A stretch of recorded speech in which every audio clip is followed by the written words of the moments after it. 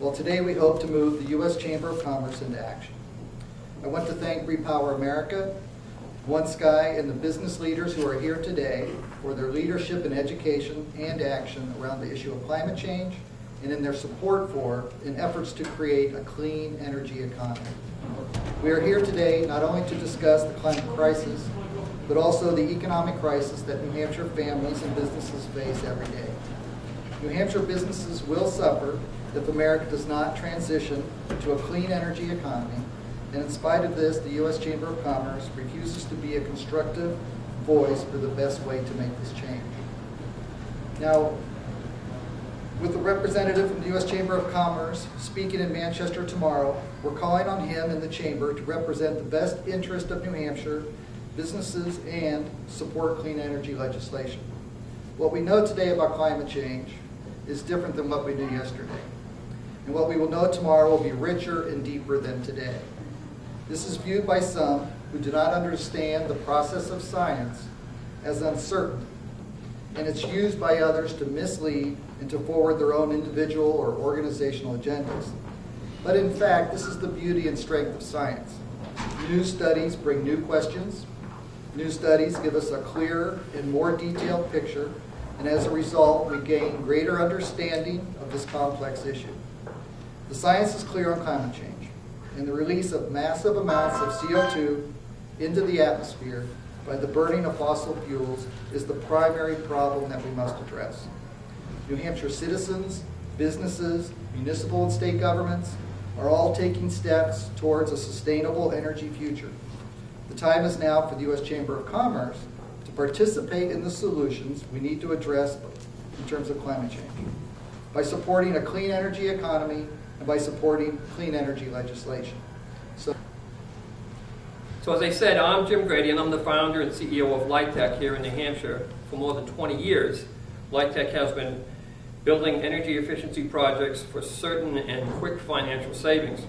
Like most business owners, I often side with more conservative friends. Today, we are here to talk about the U.S. Chamber of Commerce's position on climate change remedies. This is where I tend to differ from many of my conservative colleagues. A national policy of continued fossil fuel dependency will perpetuate the use and construction of inefficient infrastructure and ultimately a less competitive position in world markets. We are seeing that already. Energy efficiency is our most cost-effective way to reduce carbon emissions because they provide their investors with above-market rates of return.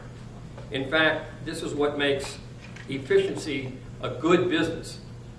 We have competitors, and more competitors all the time. There's a strong and growing free market in energy efficiency, and it's that kind of commerce that's going to solve the problem for us if we only let it.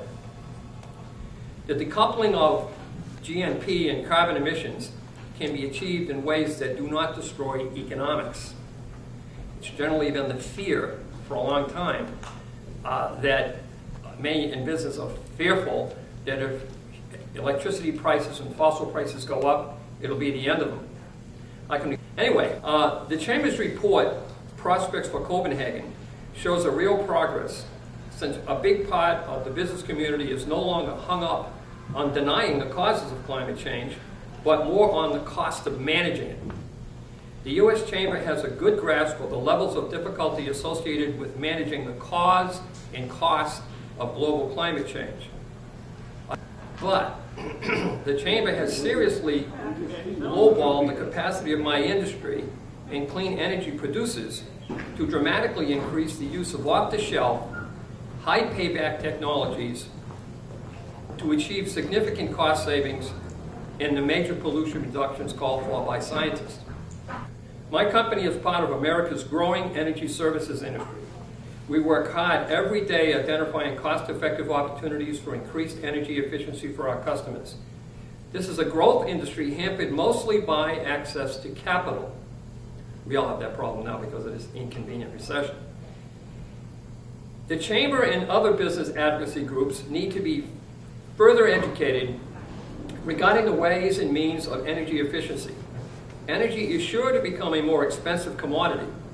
Municipalities, school districts, and businesses throughout the state are now benefiting from New Hampshire's own cap-and-trade program. We have a cap-and-trade program. The Regional Greenhouse Gas Initiative.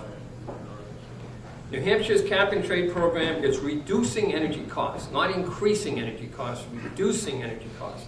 And a national cap-and-trade program will do the same thing. Don Brueggemann. I'm here on behalf of the Works Cafe as the manager of the Concord store. And I've also been a New Hampshire state legislator. The Works Cafe is a small chain of coffee and sandwich shops based here in northern New England. From our beginning, we've been committed to minimizing our environmental impact as a matter of social responsibility. We were green before it was cool. Many of the changes we've made as technology became available, such as installing compact fluorescent lighting, have paid for themselves quickly and have saved us money over a relatively short time. Recycling and reducing waste wherever we can helps us to minimize other costs.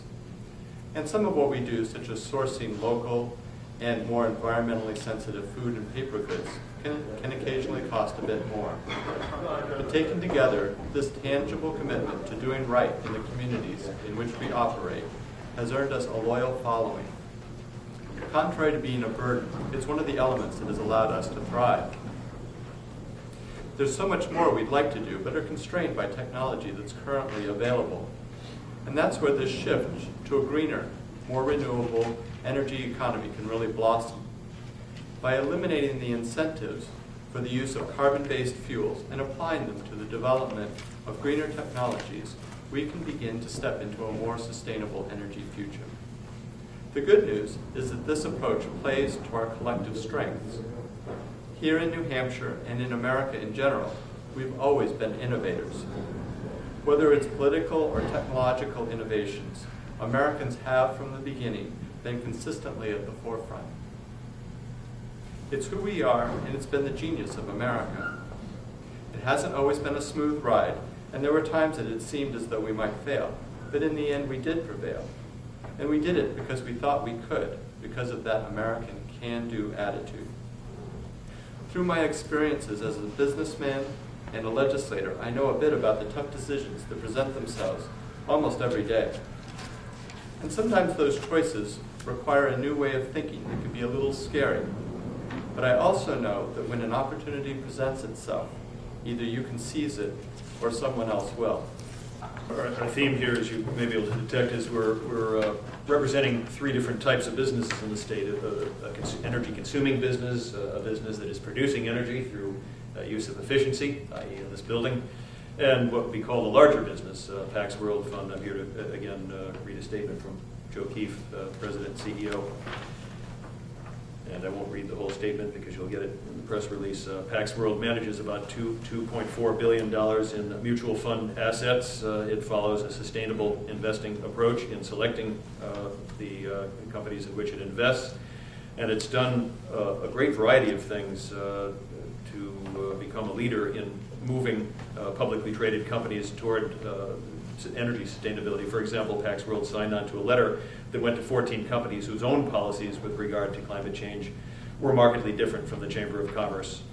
All these 14 companies were either members of the Chamber of Commerce or the National Association of Manufacturers. The point is that companies of all types in New Hampshire are not being represented effectively by the U.S. Chamber's present position. Pax World also petitioned the Securities and Exchange Commission to provide guidance with respect to companies managing and reporting climate risk. I'll just read the last paragraph of Joe Keefe's letter here. The Chamber of Commerce is dead wrong on climate change and dead wrong on cap and trade legislation. In our view, the Chamber may speak for a narrow subset of the business community that benefits from continued fossil fuel dependency, but they do not speak for the business community. Their agenda is a political agenda, not a business agenda. Putting a price on carbon and capping carbon emissions will help catalyze a green technological revolution. It will be good for business, good for investors, good for consumers, and good for the planet. Thank you.